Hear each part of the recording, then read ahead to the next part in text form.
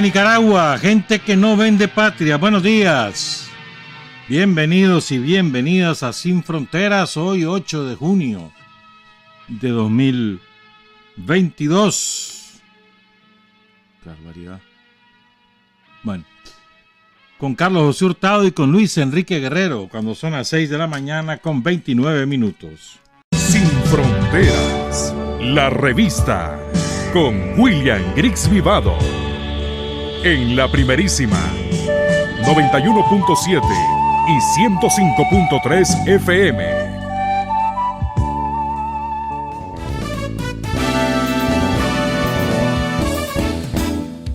Sin fronteras para decir la verdad. Sin fronteras, trabajar, avanzar, combatir, vencer. Sin fronteras.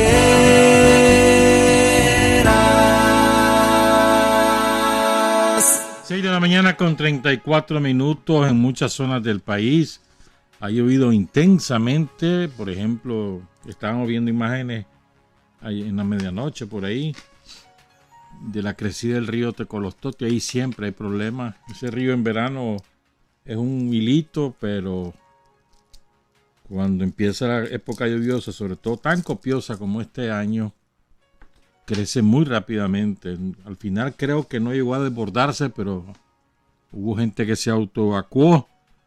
Ese es un ejemplo. El otro ejemplo es el de San Juan del Sur, porque ahí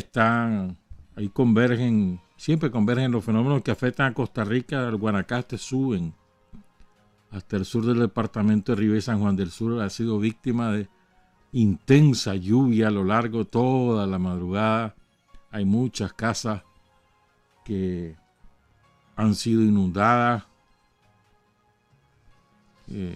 y las calles y demás. Incluso vimos a un muchacho ahí que andaba con su, ¿cómo se llama? Con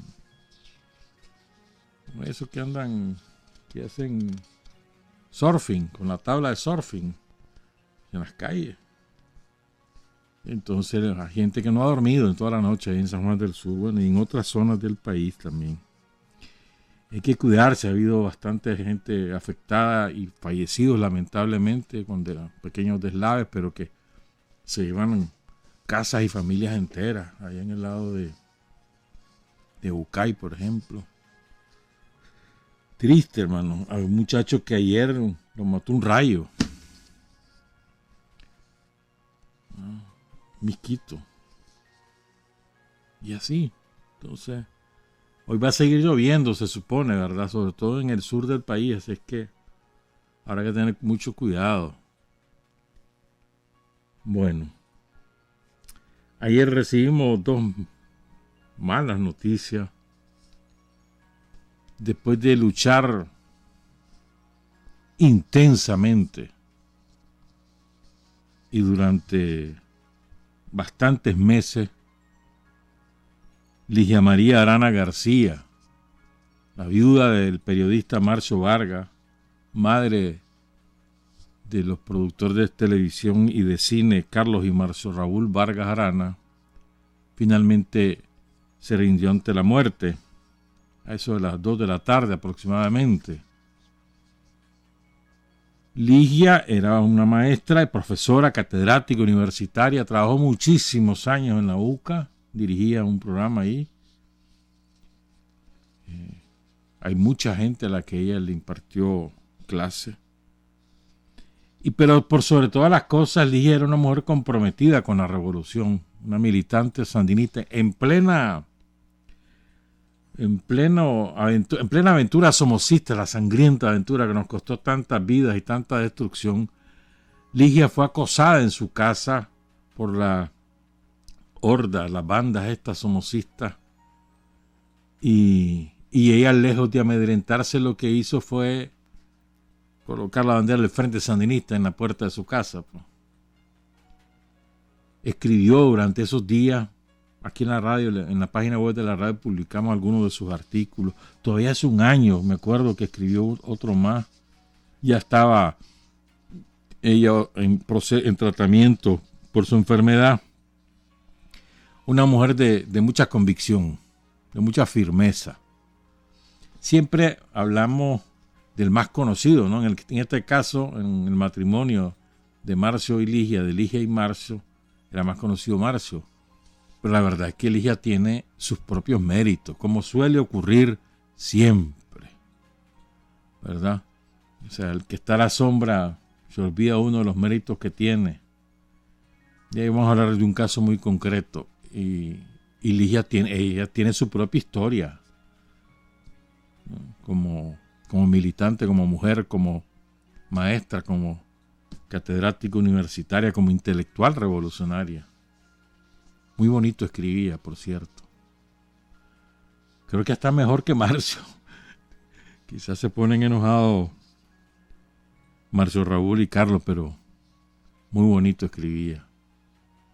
Saludamos a sus hijos, saludamos a sus nietos. Y quiero presentarles este cortito video y también el audio de Ligia, cuando ella decide colocar la bandera del Frente Sandinista de Nicaragua en la puerta de su casa. Escuchemos. Estamos poniendo la bandera de Nicaragua y la bandera rojinegra, porque esta es la bandera que nos ha cobijado siempre. Esta bandera rojinegra ha defendido al azul y blanco, representa al Frente Sandinista de Liberación Nacional.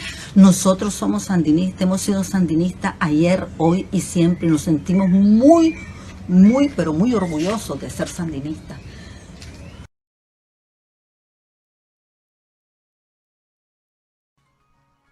Y la acosaron duro. La acosaron duro, resistió y así echaba para adelante, ¿no?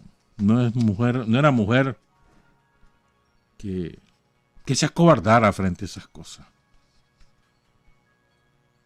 Un ejemplo de firmeza, la compañera Ligia María Arana García,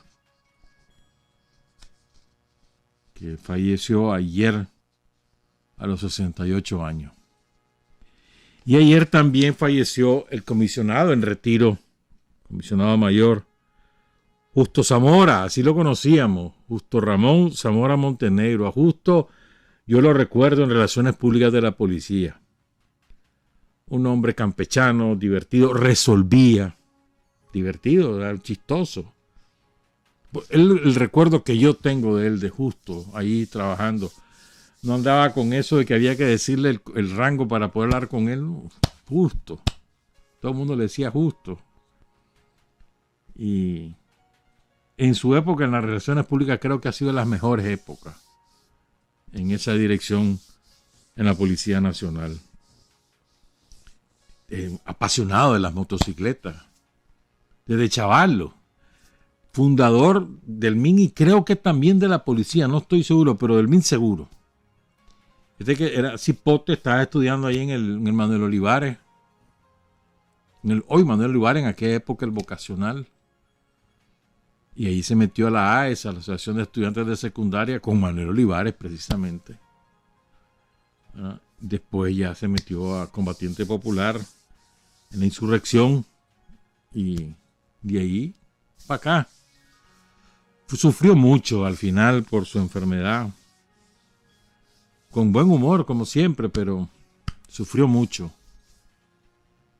Es difícil, esas enfermedades son sumamente complicadas y hacen sufrir mucho al paciente y a la familia. Justo Zamora, yo tenía años de no ir a hablar. Estuvo en Chinandega, estuvo en Buaco, estuvo en Tránsito. Creo que estuvo aquí en la Estación 2, creo que estuvo en Seguridad Pública, no recuerdo bien. Pero vivía en los Brasiles, ya fue sepultado ayer. Y queremos saludar a su viuda, su compañera Elda Yulisa Toruño Jarquín. Buen compañero, Justo Zamora, buen compañero. Son las 6:42. La compañera Auralila Chavarría, saludos Auralila, otra luchadora y vencedora. De allá de Masaya, allá vive en Masaya. Saludos Auralila. Nos escribió, nos decía que Pastora Sánchez, Pastorita, le dicen, está viva. La madre de los hermanos Laura Caridad y Reinaldo Espinosa Sánchez, caídos, asesinados por la Guardia Somocista en la Reforma, Masaya. estuvo en el acto el día lunes. Ella ya está bastante mayor. Creo que está a cargo de las madres de héroes y mártires de la ciudad de Masaya. Gracias, Auralila. Y quiero dedicarme en esta primera parte de Sin Fronteras a varios héroes y mártires, a varios casos de ayer y hoy. Qué barbaridad, bro. Y siempre lo digo, pues no me voy a cansar de repetirlo, hermano.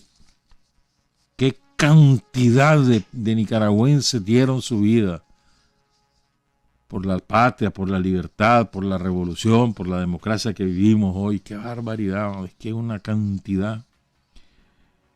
Entonces hoy uno dice, bueno, fueron tantos, hermano, pero a ver, Nicaragua en aquella, para 79 Nicaragua, ¿qué tendría? 3 millones de habitantes, más o menos. Y que diario te murieran, porque eso era diario. Hasta antes de la insurrección del 78, el promedio era más o menos de 7 diarios. Después el promedio nacional subió a entre 11 y 15 diarios asesinados por la guardia. Chavala. Claro, había días que la mortandad era gigantesca. Y en estos días, a partir de fines de mayo hasta el triunfo de la revolución, miles que cayeron combatiendo o que fueron asesinados por la guardia. Y incluso después del 19 de julio, yo nunca he logrado tener esos datos concretos de nombres, apellidos de compañeras y de compañeros asesinados por la guardia. Después del 19, ahí en Lindavista, me acuerdo que hubo combates, en Cebac hubo combates. Hay una compañera que ahí murió el 20 de julio, imagínate vos, ahí la mató, porque los restos de la guardia iban buscando Honduras, armados hasta los dientes. Ahí mataron a un compañero y una compañera ahí en Cebac. Y en Lindavista fue un tiroteo masivo lo que hubo, no semáforos. Pero bueno, fíjate que, por ejemplo, yo no recordaba este caso, y si alguna compañera o compañero de la colonia Nicaragua tiene los datos de las circunstancias de cómo ocurrió esto, por favor, si los puede hacer llegar aquí a la radio. El caso de los niños mártires Marvin Danilo Hernández, Ernesto Hernández y Carla Vanessa Ramírez, asesinados por la Guardia Somocista el 7 de junio de 1979, allí en la colonia Nicaragua. Y ahora voy a leer los muertos solo los de ayer, en la insurrección. Coronado Enrique Martínez Linarte, este era de Nagarote, está sepultado en La Paz Centro. Ahí cayó combatiendo en Nagarote. La Guardia asesina a Jorge Luis Gaitán, Pedro Pablo Gutiérrez y Sergio Raúl Ayerdis en el costado sur del Parque Municipal de San Juan de Oriente. 3 chavalos, eran de ahí. Ahí los mató la Guardia. Los asesinó, ahí no hubo combate. Milton Pastor Navarro Mendoza, hablamos de él el lunes, ¿se acuerdan?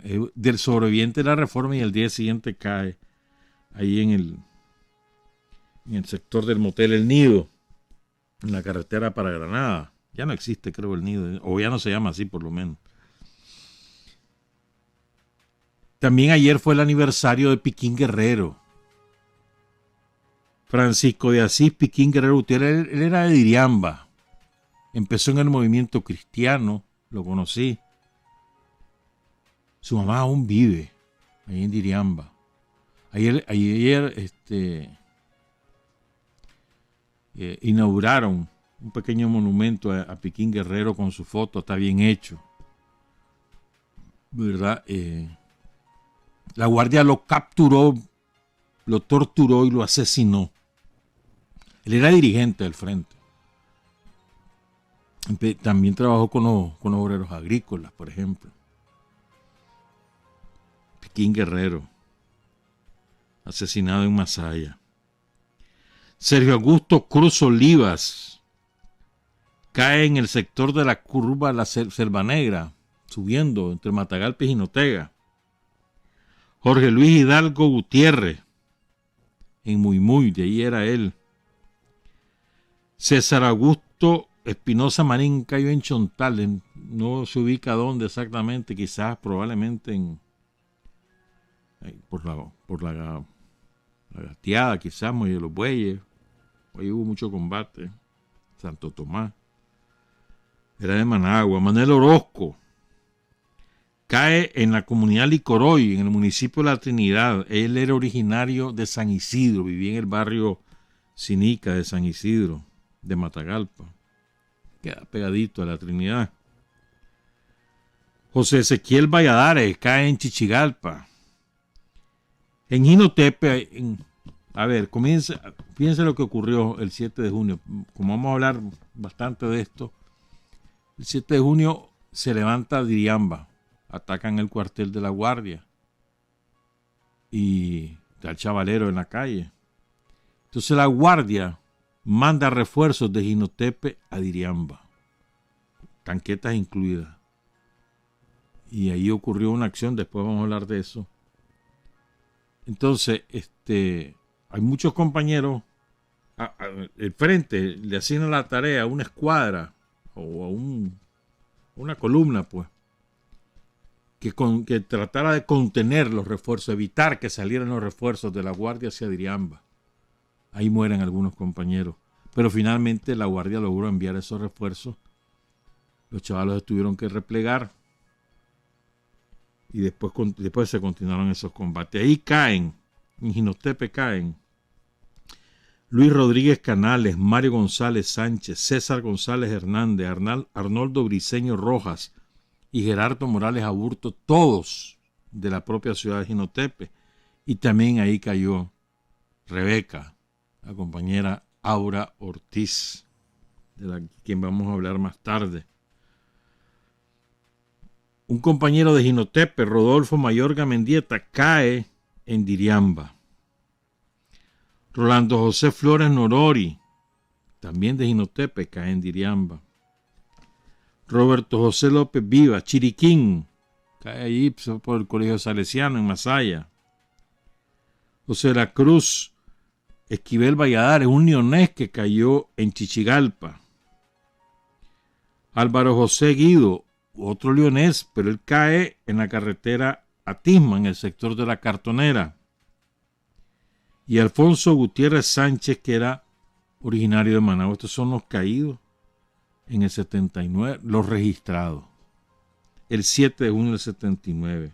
Pero ese mismo día, nada más que en la guerra contra Estados Unidos, en los 80, en 1983 caen 3 compañeros en Teotecancinte. Cae Rosa de Jesús Gómez, que era originario de Ocotal, Felipe Neris Mendoza Rodríguez, originario de Malpaisillo, y Lázaro Daniel Huete Alvarado, originario de León, en Teotecacinte, que ahora yo creo que ya es tan grande o quizás más grande que el casco urbano de Jalapa. Saludos a los jalapeños. Saludos, Octavio Ramón. En 1984, Julio Rafael Arauz Flores. Él era de Matagalpino y cae en La Pita, en Ciuna. Hay varias comunidades que se llaman La Pita. Hay una Pita del Carmen que queda aquí en el Cuá. 1985. Cae en Puerto Cabeza el capitalino Carlos Talavera López. Y también cae, pero en el Rama, el compañero Mario Alberto Matu García, originario de Nandasmo. Y en 1989, en Nueva Guinea, cae el compañero Luis Abilio Uriarte Estrada, que era originario de Villanueva. El 8 de junio del 79, aquí hay una discrepancia en la fecha. Ya vamos a explicarlo. Allí una escuadra del Frente Sandinista se embosca en lo que hoy es, bueno, ya era en aquel entonces también el plantel Los Cocos. Lo que pasa es que eso estaba bastante deshabitado en aquella época. Pero era un lugar ideal porque la Guardia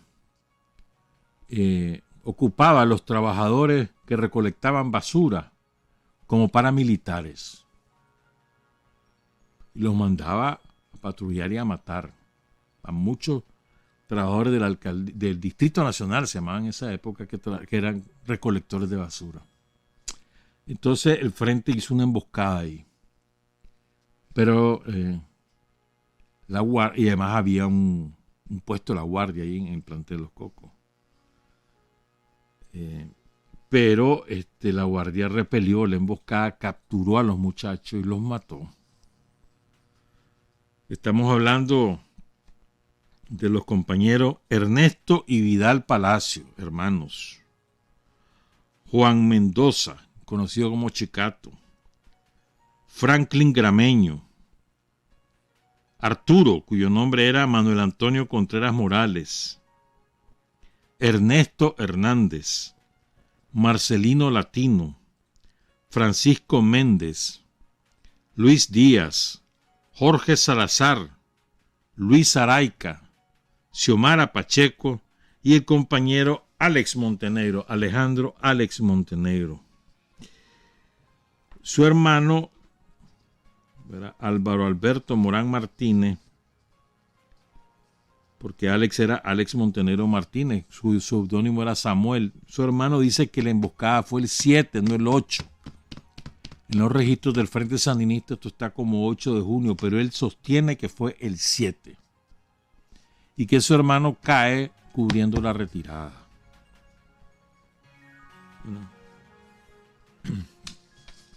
Y había estallado la insurrección en San Judas. La guardia tenía un puesto ahí, pero la guardia iba buscando cómo entrar a San Judas para ir a acabar con los chavalos insurrectos. Ya te digo, 2, 3, 4, 5, 6, 7, 8, 9, 10, 11, 12, 13 compañeros asesinados por la guardia ahí. 13 en una sola acción. También ese mismo día cae el compañero Agustín Santamaría en la comarca Belén, en el sector del Tanque de Agua, allá en Chinandega. Mauricio Briones Solórzano asesinan al compañero Bayardo López, el comandante Domingo, allí en Masaya. Cae Román del Carmen Esteban Toledo, Román Esteban Toledo, de Jinotepe. Sergio José González Díaz, de Diriamba. Isidoro Francisco Gutiérrez. Cae en el sector del Naranjo, ahí en el municipio de León, en la comunidad Las Colinas. Y en 1980 cae el compañero José Reinaldo Rey. Fíjate bien, en 1980 no estaba desatada la guerra contra Estados Unidos. Ya estaba la alfabetización. Bueno, el compañero José Reinaldo Flores, en la comunidad Guabule, en San Ramón, Matagalpa, comunidad indígena. En 1986 caen los compañeros Ronald José Rosales Peralta, Ronald II Girón, en la comunidad San Pedro del Norte, en Bocana de Paiguas. Ambos eran originarios de Sébaco. También cae Martín Salvador Morales Valle, en el Valle de las Carmelas. Allá de Jinotega, él era de Managua.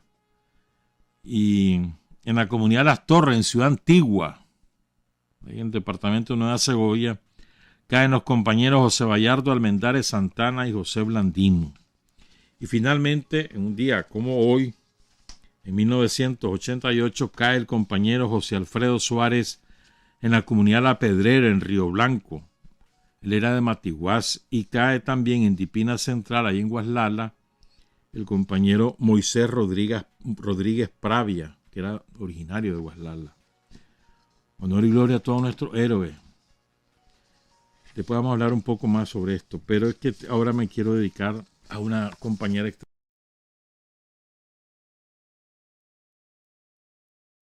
Pero como cada quien andaba en lo suyo, hermano, ahí no andábamos de cochero.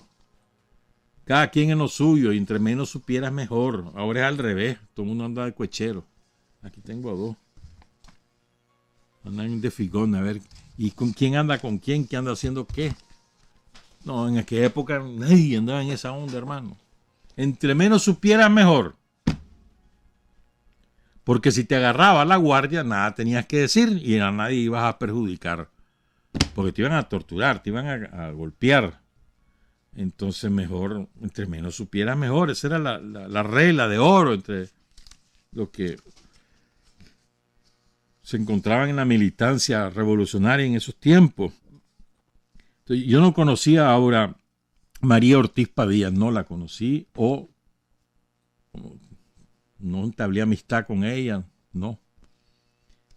Y ella era responsable de la escuela de periodismo donde yo estudiaba en el 77. ¿No? Y entonces ella, la manera en que ella cae, es este otro caso, pues. O sea, ella estaba casada con el comandante guerrillero Ramón Cabrales, Nacho. Pero otra vez, ¿a quién conocemos más? A Nacho.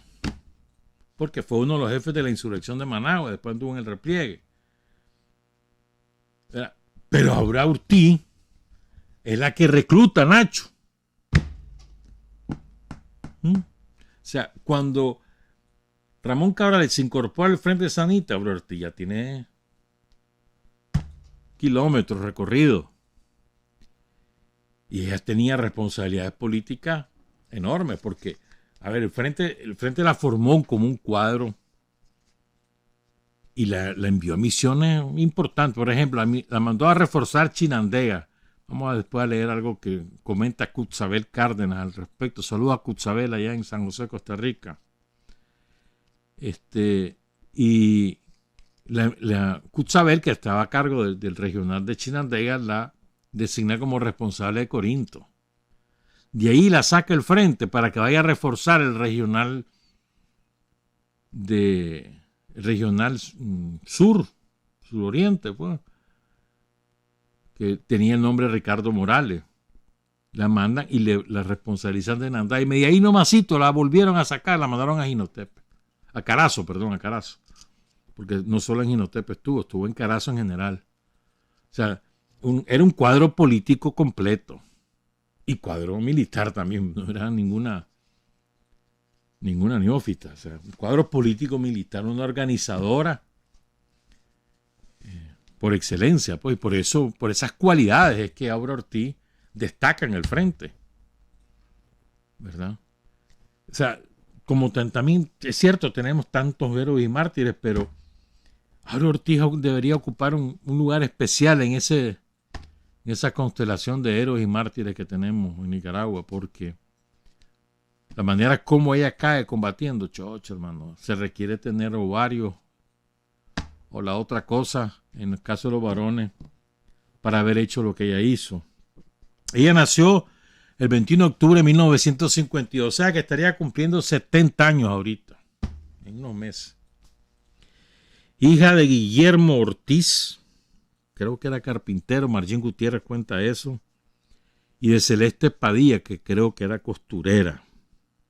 Ya fallecieron ambos, ¿verdad? Ella comienza su participación política en la secundaria, finales de los 60, 69, 70, se metió a esas manifestaciones con los maestros, la huelga de los maestros, etc. Ahí empieza, desde el 69, 70 empieza Aura Ortiz.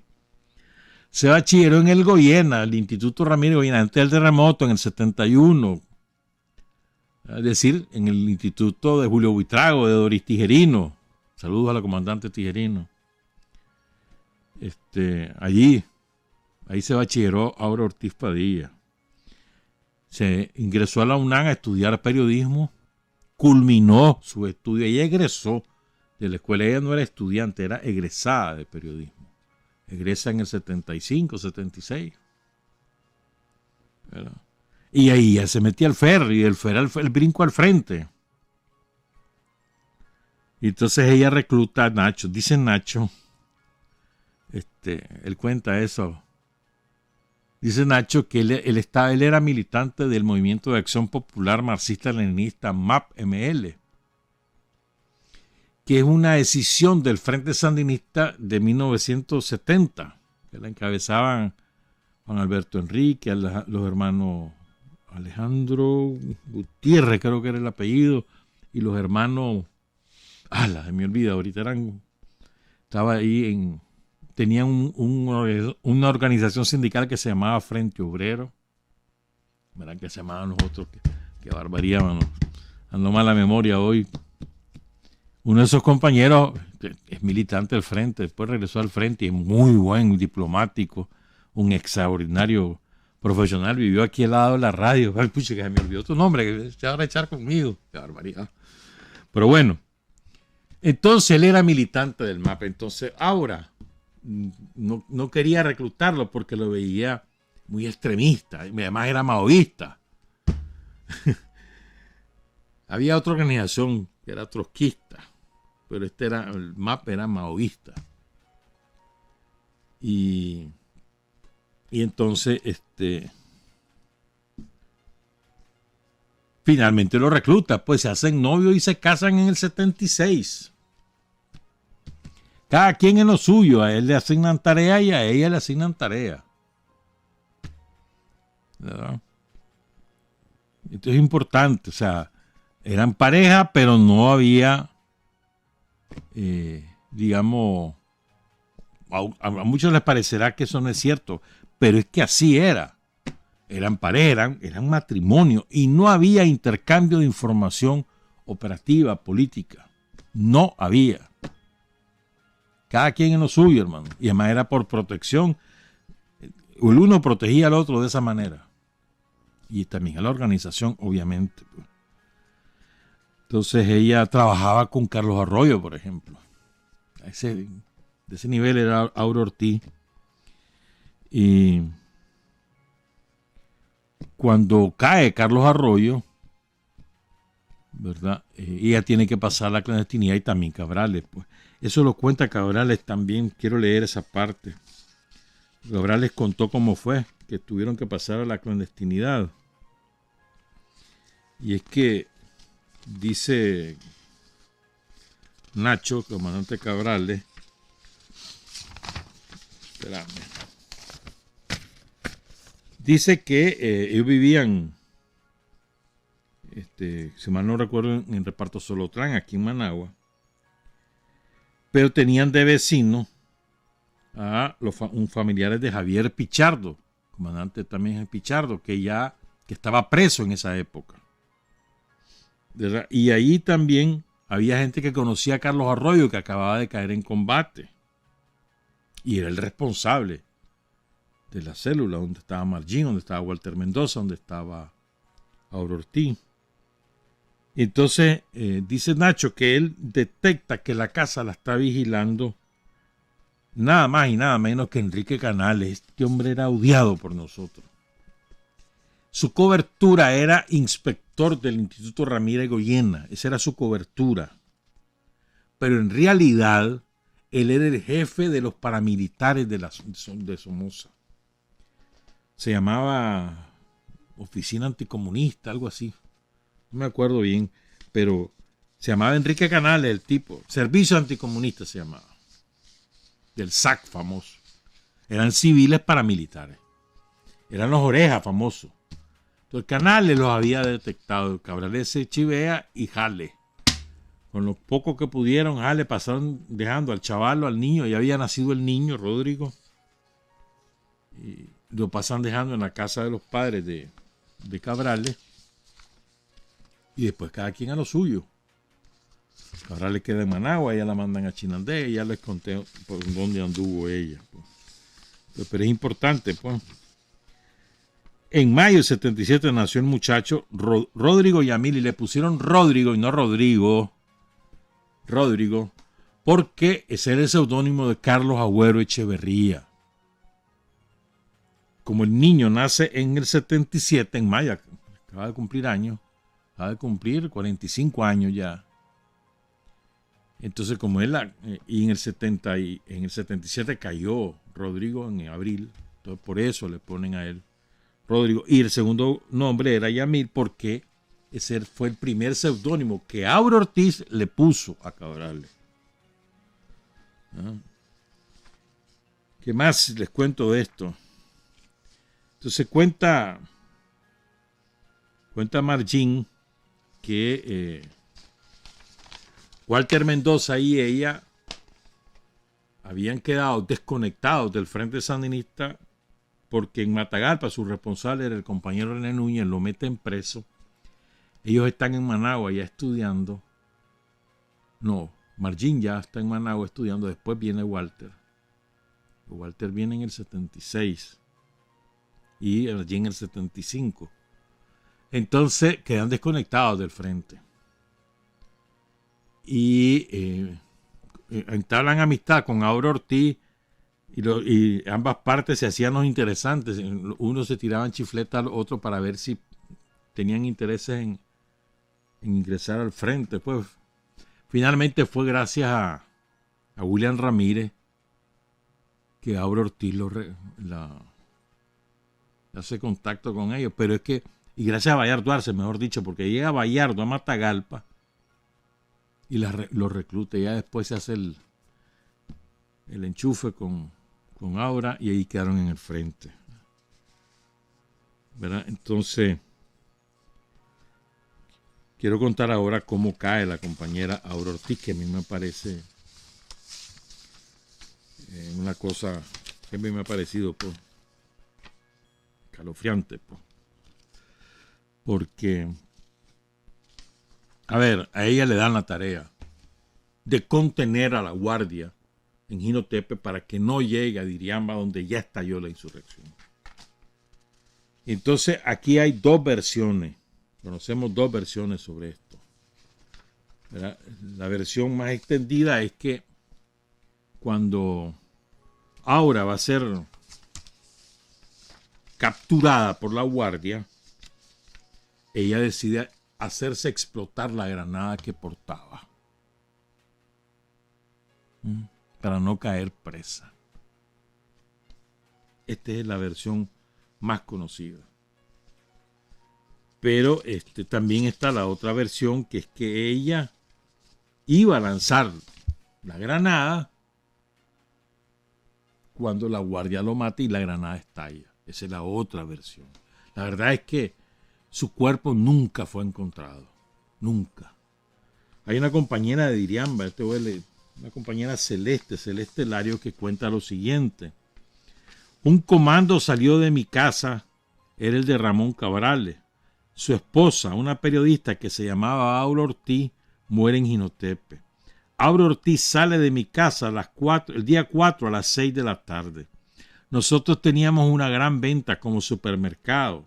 Entonces le dije, mira, llévate esas chocolitas. A ella la habían ubicado donde una mujer de apellido Marenco, que era liberal. Ahí dormía ella. Yo estaba taqueada, yo estaba llena, no tenía donde meter más gente. Entonces ella, Aura Ortiz, me dice, tome, le deje esto. Era un paquetito, nada grande, que tenía un pantalón de corduroy, una camisa, un medicamento que ella usaba, una navaja, unas cosas del pelo, y yo lo guardé.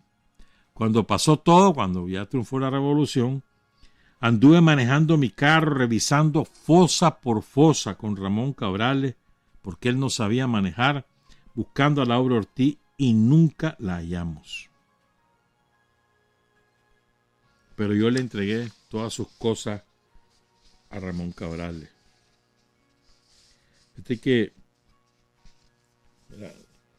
Por ejemplo, Sergio Leonardo Chamorro, conocido como Chamorrón o Pablo, él dice que Aura andaba con una subametralladora Maxen y llevaba 2 granadas, vestida de verde olivo. ¿Verdad? Entonces dice, se ha dicho que cayó herida y que hizo explotar una granada porque no quiso caer prisionera. Otros dicen que lanzó la granada y cayó ametrallada, pero en realidad, dice Chamorrón, no sabemos exactamente cómo fue. ¿Verdad? Y quiero contarles también lo que dice la Cuxabel. Qué bonito lo que dice ella. Dice Cuxabel: cuando Aura llegó a Chinandega, para mí fue como que saliera el sol después de días de oscuridad. Estaba muy contenta con su llegada y asumió el trabajo de Corinto. Estuvo un tiempo demasiado corto, probablemente por las prioridades en otros sectores, pero recuerdo las pláticas sobre nuestros hijos. Yo amo, dice Cuxabel, la canción Quincho Barilete, porque ella, Aura, se la dedicaba a su hijo. Cuando ella se fue, se nos debilitó el trabajo. Estuvo poco tiempo y las expectativas se cayeron. Era una compañera buena para trabajar en equipo y muy comprometida.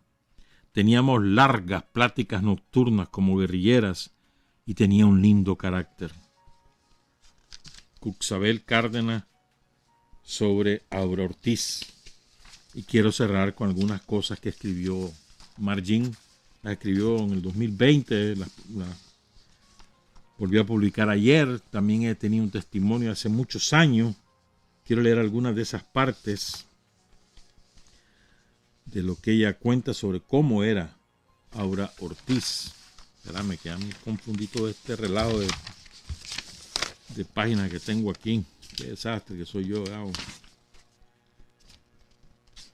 Aquí está. Periodista, camarada, hermana, amiga, mujer heroica. Así la describe. Cuando la 1000 veces genocida guardia somocista iba a capturarla durante el asalto a un cuartel en Jinotepe, ella hizo estallar una granada que ella misma portaba. Su cuerpo nunca fue encontrado y su hijo sigue buscándolo. Hay una circunstancia que nos une, pero bueno, eso no vale la pena contarlo.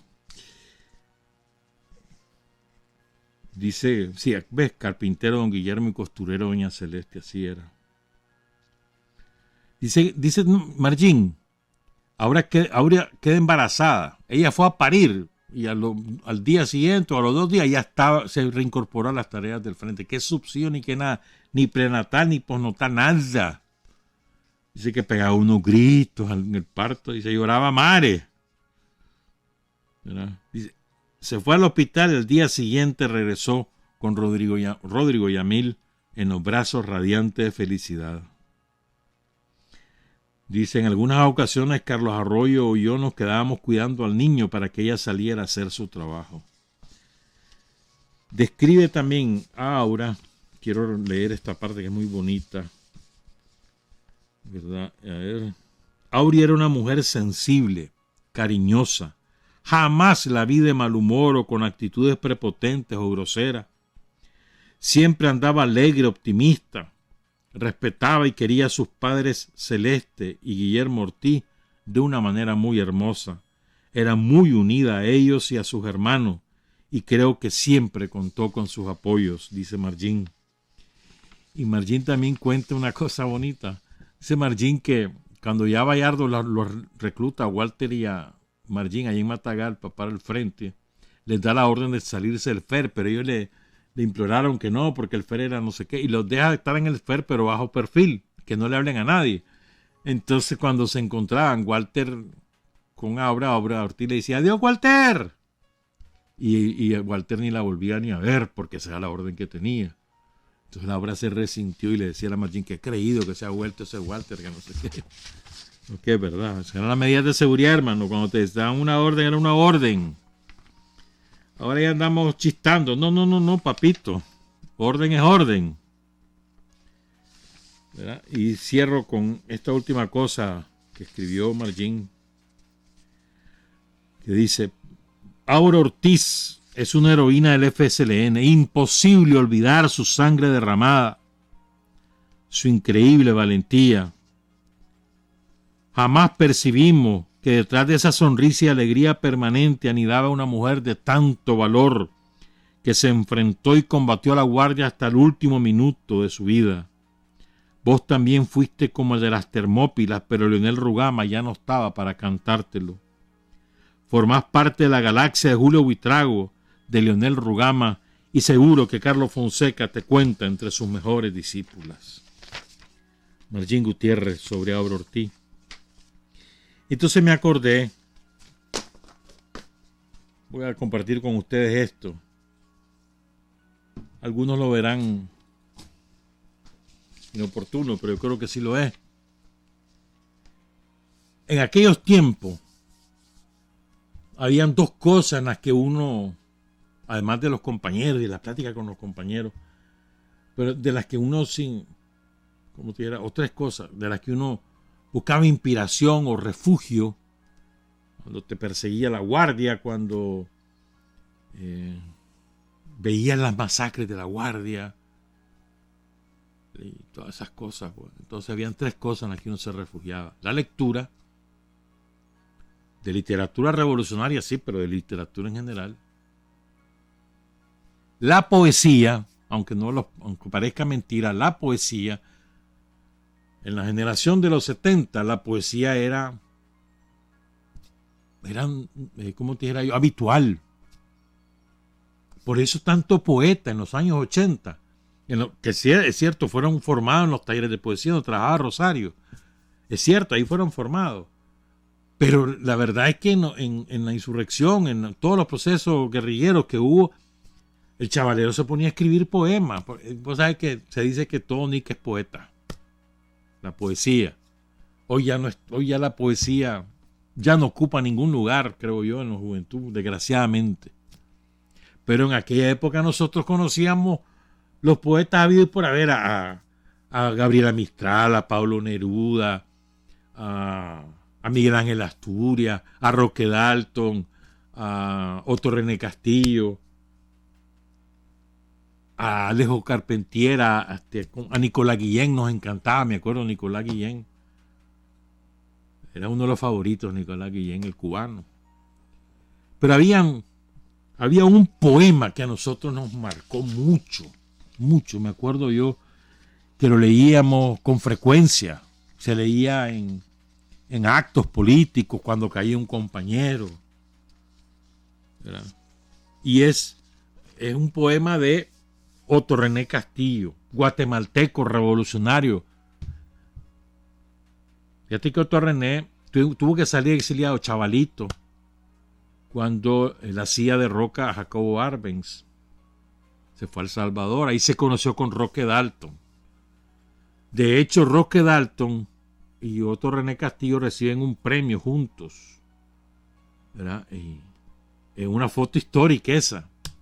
Chaval, los dos. Entonces Otto René después anduvo viajando, etcétera, y se fue a Guatemala y se incorporó a la guerrilla. Si mal no recuerdo, al ejército guerrilla, a las Fuerzas Armadas Revolucionarias de Guatemala. Al año. Entonces, bueno, espérate. Entonces este poema, que le voy a leer una parte nada más, era como un himno para los revolucionarios guatemaltecos. Y aquí en Nicaragua esto era, bueno, entre nosotros, pues. El poema se llama Vamos Patria a Caminar. Son 3 poemas, pero el segundo es el que nos ponía a nosotros los pelos de punta. Este muchacho Toroné Castillo, oigan esto, guatemalteco, nacido en el 36, contemporáneo de Carlos Fonseca. Por cierto, vos sabés que Roque Dalton estuvo en el mismo Festival de la Juventud en Moscú que Carlos. Yo no sé si se conocieron. Un dato a investigar. No sé si se conocieron, pero ahí anduvo Roque Dalton y andaba Carlos Fonseca. Pero bueno. Entonces, Otto René se mete a la guerrilla, estaba con su compañera en la guerrilla, y en el 67 lo hieren en combate y lo capturan. A los 2 los torturan durante 5 días. 5 días. Y entonces los malditos militares guatemaltecos lo torturaban leyéndole parte de este poema. Vos no sos el que decís que vas a caminar con la patria, andá, puedes caminar. Fue horrendo lo que le hicieron a Otto René y finalmente lo fusilan. A los 2 ellos, a su esposa también, el 17 de marzo de 1967. Quiero leerles esa parte, dedicada a todos estos caídos que hemos leído sus nombres, dedicada a Aura Ortiz. Después les voy a leer otra cosa. El segundo poema de Vamos Patria a Caminar. Vámonos, patria, a caminar, yo te acompaño. Yo bajaré los abismos que me digas.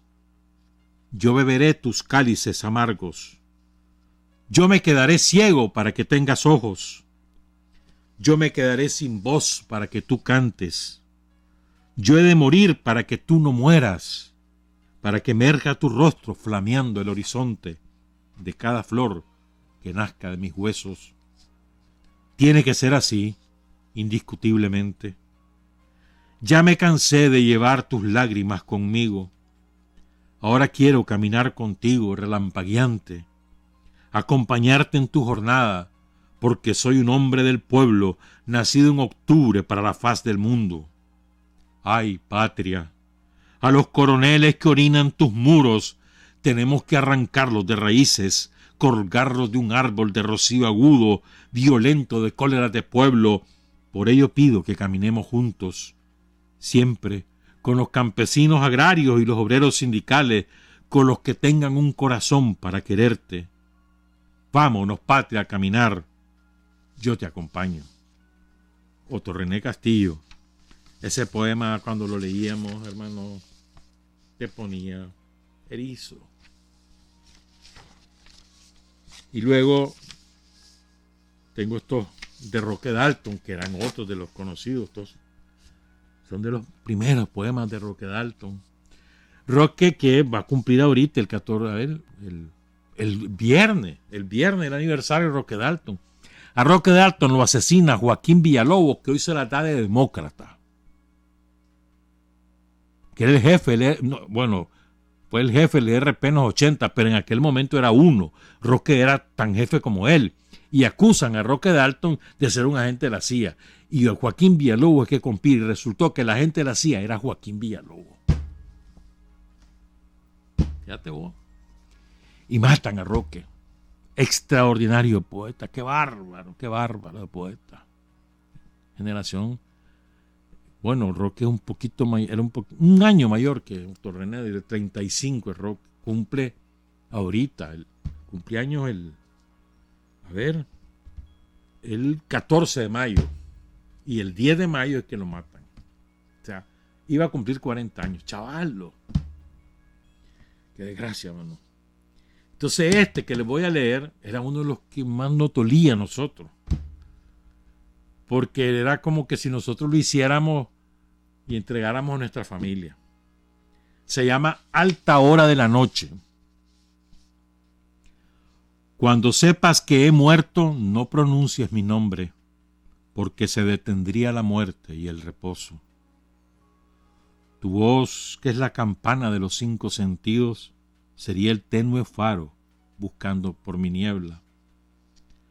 Cuando sepas que he muerto, di sílabas extrañas.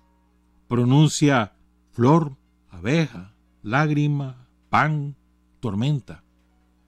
No dejes que tus labios hallen mis 11 letras, Roque Dalton.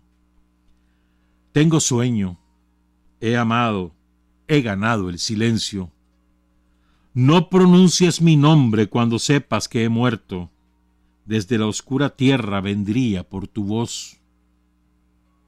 No pronuncies mi nombre, no pronuncies mi nombre. Cuando sepas que he muerto, no pronuncies mi nombre. Roque Dalton. Y él tiene después un extenso poema del 57. Yo solo voy a leer 3 de las partes de ese poema. Y pues vamos a la pausa. Que se llama Cantos para el Trabajador y el Futuro. Es una maravilla. ¿Sí? Una maravilla. Es que Roque Dalton era una maravilla. Yo creo que Roque Dalton influyó también en Leonel Rugama. Porque es de ese mismo estilo.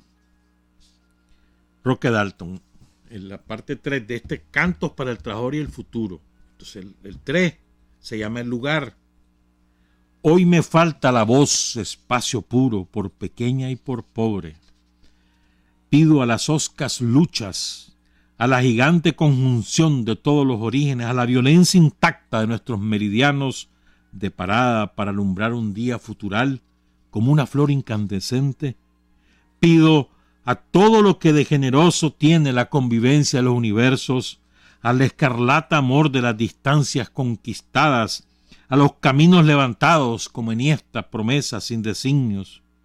Pido a la amalgama sindical de los océanos, a lo más esencial de las montañas salpicadas por el inmerecido acercamiento de la sangre. Pido a la noche, a la profunda arteria iconoclasta que levanta a los héroes, a lo más simple y más tremendo de la vida, de las flores, de nuestro amanecer y nuestras perspectivas.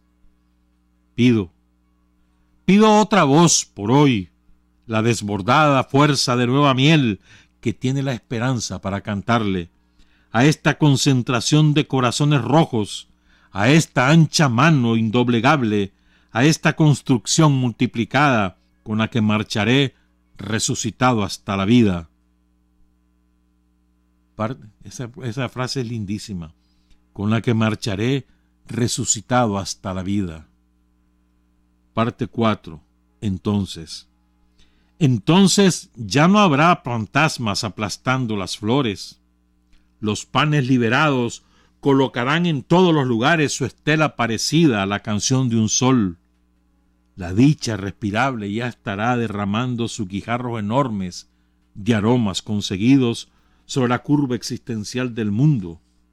Y el ciervo gris, y la paloma, y la pradera gris, y tú, y Dios, y los acantilados, y yo, y las siluetas de los ríos alegres, y la luz, y nosotros, y la alegre muchacha.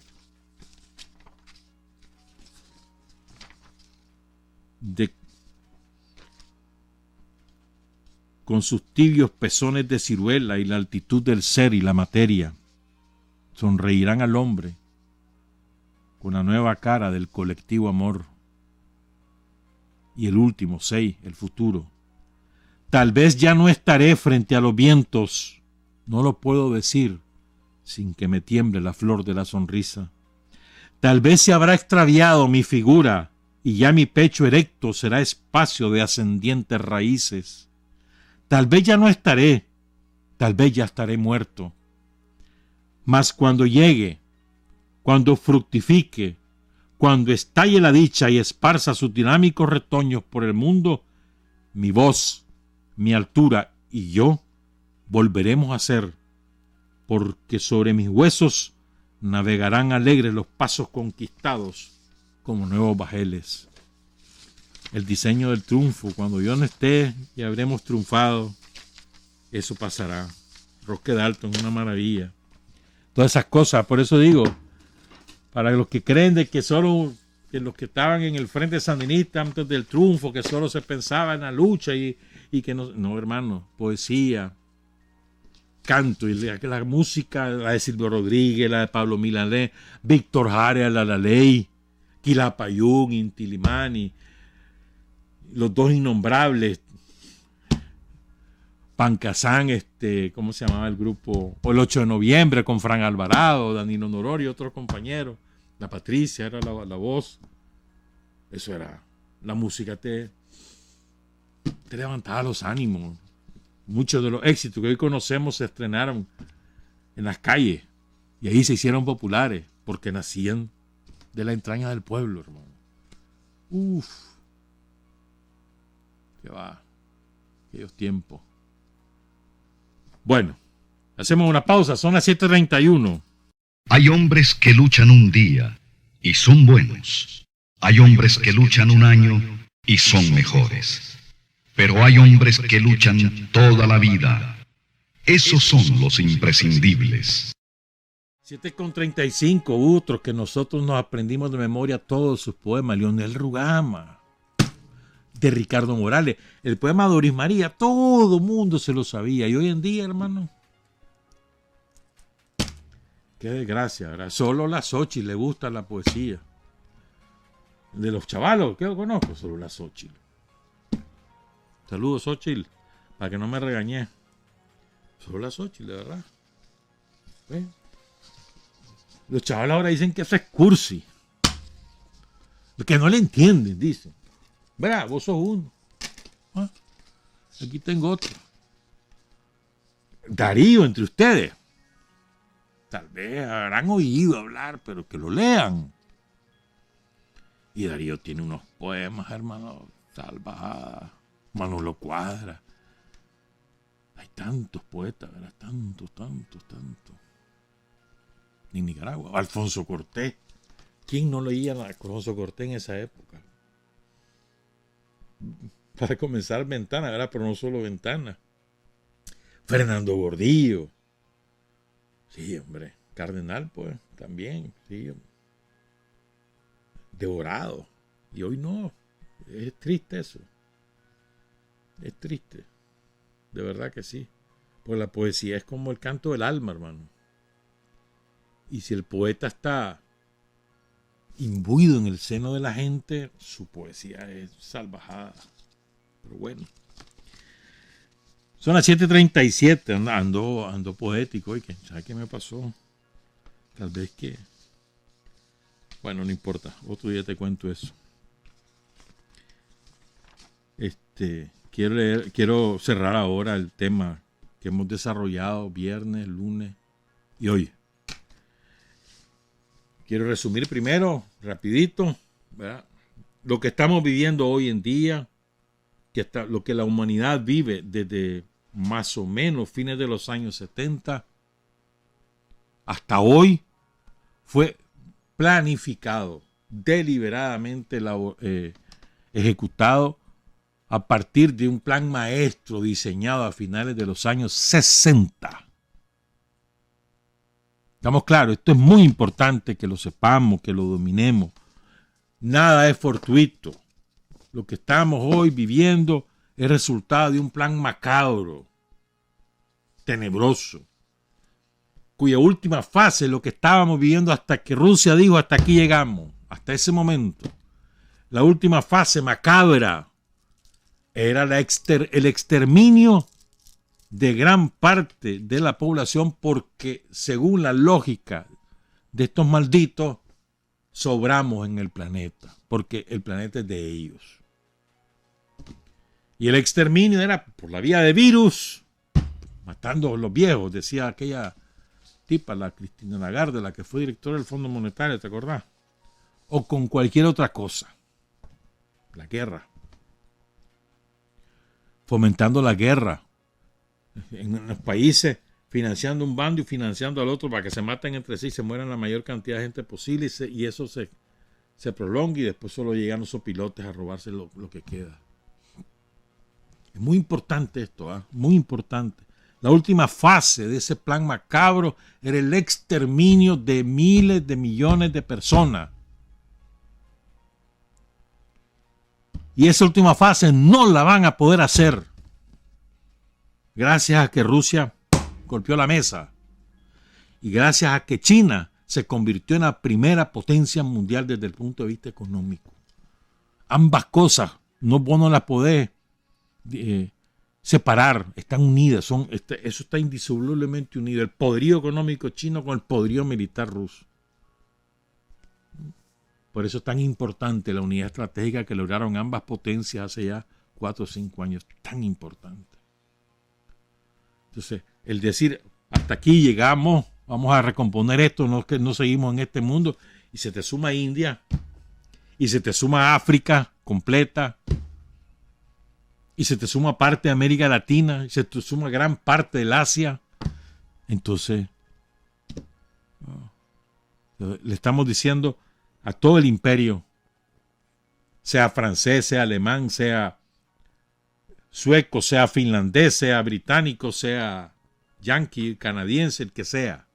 Hasta aquí llegamos, hermano. Buscar qué hacer, porque este mundo va a ser diferente. Claro, no es que ya se decretó, nos va a costar, y va a costar lucha, y mantenerse firme. Por eso, mira qué clase de visión la de Daniel, la de Rosario, la del Frente Sandinista. Nosotros empezamos este proceso ya hace algún tiempo, 15 años, en la lucha por lograr la soberanía plena en nuestro país, la independencia y el pararte frente a cualquiera que te quisiera imponer cosas. ¿Y cuándo empezamos? Hace ya rato, hermano, 2008. Europeos, busquen qué hacer, salgan de los ministerios. Aquí ya no mandan ustedes. Tenían por ejemplo, tenían copadas las comisarías de la mujer, por ejemplo. El MINSA, el Ministerio de Finanzas, Hacienda, perdón, el Ministerio de Educación, INATEC, es que en todos lados están metidos. ¿No? Hazle. O sea, claro, y además, la visión breve es que aquí no importa, vámonos. Vamos a buscar soberanía alimentaria, vamos a desarrollarnos nosotros mismos, vamos a buscar relaciones con todo el mundo, vamos a buscar no pelearnos con nadie. El que se quiera pelear con nosotros, que se peleen ellos, pero nosotros no vamos a pelear con nadie. Eso sí, que nadie nos venga a manosear. Que nos dejen en paz. Eso fue. Esa es la lógica. Vino el somocismo y hizo lo que ya sabemos. Los yanquis les pagaron. Y Daniel se les paró enfrente. A ver, pues. No pudieron. El sandinismo respondió. El pueblo de Nicaragua respondió. Todo el pueblo siguió trabajando. La economía se recupera gracias al pueblo. Lo que quiere decir es la visión. Decían que barbaridad. Mira, que los yanquis, no es que algunos babosos. Y allá andan algunos babosos en esa onda. No, esperaste. Eso no es así. Firmeza. Primero, no, a los yanquis jamás les vas a confiar nada. Nunca vas a confiar en nada que te diga un yanqui. Nunca. Yanqui en el sentido imperial de la palabra. Ni tantito así, como decía el Che. Y lo segundo, jamás le vas a hacer concesiones a un enemigo. Jamás. La primera que hagas, te agarran y te quiebran el mingo, hermano. Jamás. Vos vas con tu plan que responde estrictamente a los intereses del pueblo. Solo le obedeces al pueblo. Pero al enemigo nada. Y eso es lo que ha hecho Daniel. Eso es lo que nos ha enseñado. Además, el Frente Sandinista, Daniel, nuestro héroe, eso es lo que nos enseñaron, hermano. Entonces es muy importante que recordemos que estamos en la fase final de ese plan, que la estamos cortando porque nosotros somos parte de esto, de este esfuerzo mundial. Claro, somos chiquititos, 7 millones, 6 millones y medio, 130,000 kilómetros, una nada. Sí, hermano, pero como decía Omar Torrijos cuando vino a Nicaragua, allí en la plaza, hay más dignidad en cada metro cuadrado de esta plaza que en todo el continente de América. Me acuerdo esa frase allí en la plaza de la Revolución. O sea, aquí son centímetros de dignidad lo que habita Nicaragua. Muy importante, compañero. Te lo resumo, lo que hemos hablado, lo que postula Sergei Anatolievich, de Anatolio, pues, Bachikov, que cita esta frase famosísima de Zinoviev. La historia de la humanidad es rica en sinvergüenzas de todo tipo. Las generaciones que fueron testigos y víctimas de las descomunales atrocidades perpetradas por los dirigentes de la Alemania de Hitler siguen vivas, pero parece que todos los récords de atrocidades han empezado a ser batidos por los líderes de Estados Unidos y sus países subordinados de la OTAN. Han superado a Hitler y además Hitler era parte de ello. O sea, Hitler no es un fenómeno distorsionado del capitalismo, no, es un fenómeno surgido del capitalismo y cuyo propósito fundamental, lo que pasa es que no lo lograron, era de destruir a la Unión Soviética, al país de Lenin. Ese era su objetivo. Si Hitler vence en Stalingrado y en Leningrado, si Hitler derrota a la Unión Soviética, hubiéramos tenido a Hitler emperador de toda Europa y feliz con Estados Unidos. Pero bueno. Recuerden entonces, estos esquemas fueron empezados a hacer en los años 70. El Club de Roma, después la Comisión Trilateral, la famosa Trilateral, que es la que parió a Jimmy Carter. De ahí arrancan la bandera de los derechos humanos, el Club Bilderberg, que todavía sigue, ¿verdad?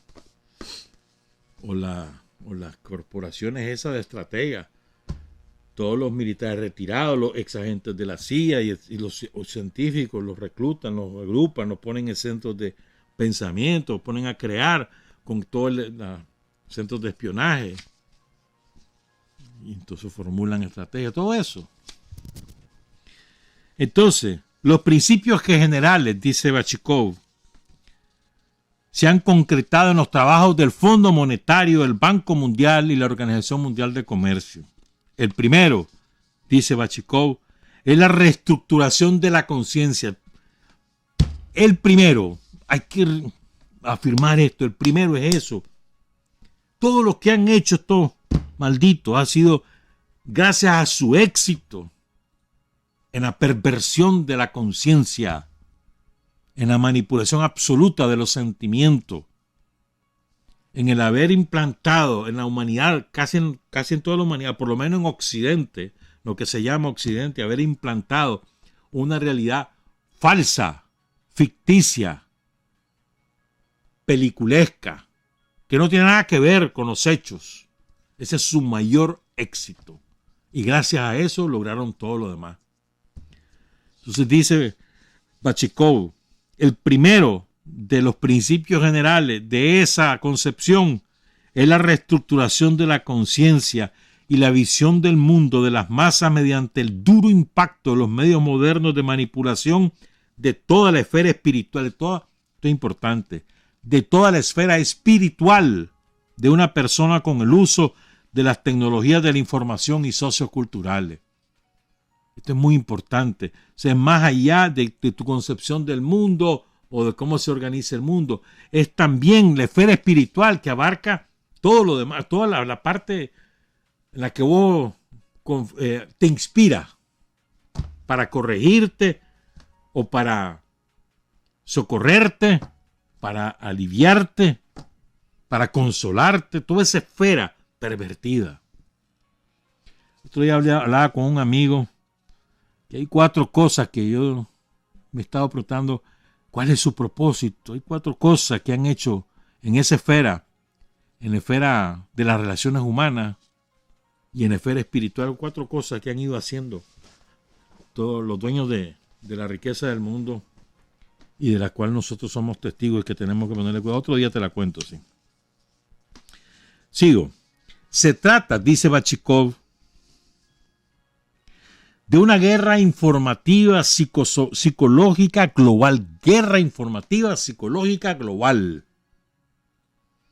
De eso hemos sido víctimas. Somos miles de millones de seres humanos víctimas de la guerra informativa psicológica global.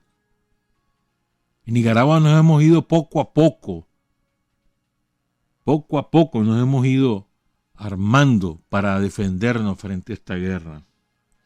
En el transcurso de esa guerra, oigan, se ha logrado la destrucción de la cultura de la solidaridad, la introducción generalizada del culto al dinero y de los estereotipos darwinistas sociales. Ya voy a explicar esto. En las ideas sobre el hombre y la sociedad, ¿cuál es eso de los estereotipos darwinistas? Que sobrevive el más fuerte, que todo se vale con tal de que sobrevivas. Ese es el espíritu darwinista, pues. De que valen los codazos, valen las puñaladas en la espalda, vale traicionar a tu amigo, a tu compadre, a tu mamá, a tu papá, a tus hijos, vale a cualquiera con tal de conseguir tu objetivo, que es ser exitoso y tener dinero, exitoso porque tenés propiedades, exitoso porque te conocen. El darwinismo social. En las ideas sobre el hombre y la sociedad. Esta guerra informativa psicológica global redujo drásticamente la capacidad de resistencia y organización de amplios sectores de la población. Eso nos pasó a nosotros, ¿se acuerdan? Los 90. Si no ha sido el Frente Sandinista y sus organizaciones populares, el Frente Nacional de los Trabajadores, si no ha sido ese instrumento creado por Daniel, el FNT, si no ha sido ese instrumento, a nosotros nos aplastan. Y había momentos en que nos costaba, porque la gente ya era víctima de esa guerra informativa psicológica, pues. Y muchos de nosotros, de los sandinistas, fueron corridos de todos lados, tuvieron que emigrar. Pero esos fueron momentos difíciles. Gracias al Frente se sobrevive en los 90. Bueno, y parte de los 2000, ¿verdad? Sigo, ese es el primero. Lo de la conciencia y la esfera espiritual. Con esa guerra informativa psicológica global. Segundo, la guerra económica mundial. De esa la hemos sufrido, ¿verdad que sí? en la que se utilizan medios para crear un caos controlado en las economías nacionales y en la esfera social. Caos controlado. ¿Qué fue? No fue eso lo que vivimos con Bolaños, ¿te acordás? Era un caos controlado por el gran capital y los yanquis. No hay energía, los hospitales abandonados, la educación era un desastre, las carreteras, nadie quería andar en carro porque aquello estaba totalmente destruido, ¿se acuerdan? Caos controlado. Este concepto paradójico, dice Bachikov, sugiere que la vida económica de los países y culturas que fueron víctimas de esta guerra se transformó en un caos, y los mismos agresores que se sentaron a los mandos de esa arma económica mantuvieron en el campo del enemigo bajo control. Para ellos se creó a propósito un orden especial. Son malditos. Caos controlado. Ellos también aplicaron el neoliberalismo, sobre todo en la parte de los servicios sociales, pero se defendieron, mantenían determinadas cosas bajo control. Algunos derechos los mantuvieron para evitar el caos. ¿Querés ver cómo se liquidó la organización sindical? Échenle un vistazo a lo que pasó en el Reino Unido, que tenía los mayores sindicatos de Europa Occidental, y hoy no existe nada de eso. De ellos surgió el Partido Laborista, no existe nada de eso. Otro ejemplo, o los sindicatos en Estados Unidos. Ahora es noticia nacional en Estados Unidos cuando se funda un sindicato. Ya, qué triste. Pero bueno, este nuevo tipo de guerra, cuenta Bachikov, fue descrito en detalle por uno de sus desarrolladores y expertos, el inglés Stephen Mann, que participó personalmente en la creación de muchos escenarios de caos controlado en todo el mundo, especialmente en la Unión Soviética. Stephen Mann se refiere explícitamente a la necesidad, oigan esto, de reforzar la explotación de la criticidad. Tengan muy en mente esto. Explotar la criticidad. ¿A qué se refiere? Cuando hay un sistema que no responde a los intereses de los magnates que son dueños de la riqueza del mundo, del imperialismo en general, cuando hay un sistema que no responde a esos objetivos, tipo Nicaragua, tipo Cuba, tipo Venezuela, tipo Bolivia, tipo Rusia, tipo China, que explotan a los que digamos tienen un sentido crítico. Entonces, en lugar, pongan cuidado, estimulan esa crítica para que sea criticismo, criticar por criticar. ¿Me entendés? O sea, alejarlo del sentido revolucionario de la crítica o del sentido patriótico de la crítica, que es, la crítica se formula para que avancemos, para que corrijamos, pero no, se vuelven críticos por ser críticos, entonces explotan eso, comienzan a aparecer por todos lados los analistas, los expertos. Ahora le dicen, ¿cómo que le dicen ahora? Influencer. Ya. Entonces, reforzar la explotación de la criticidad y la creación del caos como herramientas para garantizar los intereses nacionales de Estados Unidos. Stephen Mann cita la promoción de la democracia y las reformas de mercado y el aumento de los niveles económicos y la necesidad de recursos desplazando a la ideología como mecanismos para crear el caos en el enemigo. Malditos son. Tercero, yo voy a terminar porque ya vienen los compañeros del MEFCA. Me voy a quedar con otro para una última parte de otra cosa para el viernes. Tercero, el debilitamiento o la destrucción de los estados nacionales con la absorción de su legitimidad y competencia por parte de las empresas transnacionales. ¿Quién mandaba más en Nicaragua? ¿Unión Fenosa o el gobierno de Bolaños? ¿Quién mandaba más? Así fue. Nosotros vivimos eso, hermano. Lo que pasa es que nosotros somos así. Pero esto lo viven todos los países que han sido, digamos, flagelados por el neoliberalismo. Todos viven esta misma cosa. el debilitamiento, la destrucción. ¿Qué fue lo que hicieron en Guatemala? Destruyeron el Estado Nacional, y ahí lo hicieron de la mano de la unidad, de la asimilación entre la fuerza de Estados Unidos, se llamen militares, se llamen ONG, se llaman los servicios de inteligencia, con el narcotráfico, el crimen organizado. Ahí está la simbiosis, se mimetizaron, que es lo que pasó en Colombia. En Colombia ese estado lo destruyen porque hay un estado paralelo, que es el estado de los paramilitares, de la mafia, del narcotráfico, de la DEA, encabezado por Uribe, un estado paralelo, destruido el Estado Nacional. Sigo. Entonces, ¿quién absorbe la legitimidad y las competencias del Estado Nacional? Las transnacionales, los sindicatos del crimen transnacional. No son sindicatos en el sentido sindical laboral de trabajadores, no, sindicatos en el sentido de organizaciones, la mafia, pues los carteles.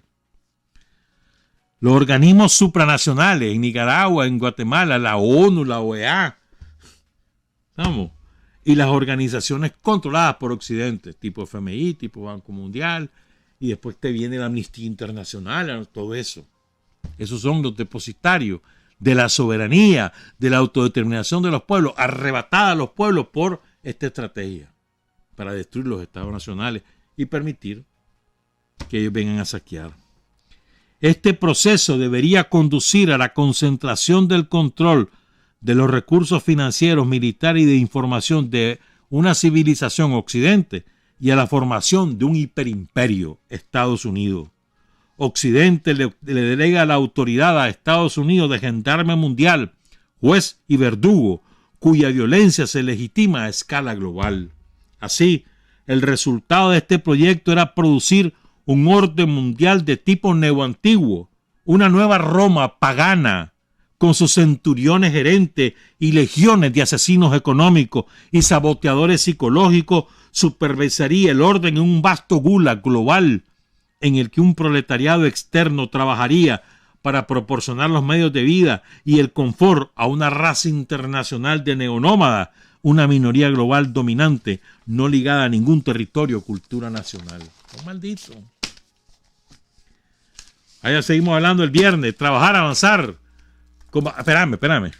Me aclararon, que es amigo mío además, sí que es la desgracia, me olvidó el nombre. Marvin Ortega. Y Roger Ortega era su hermano.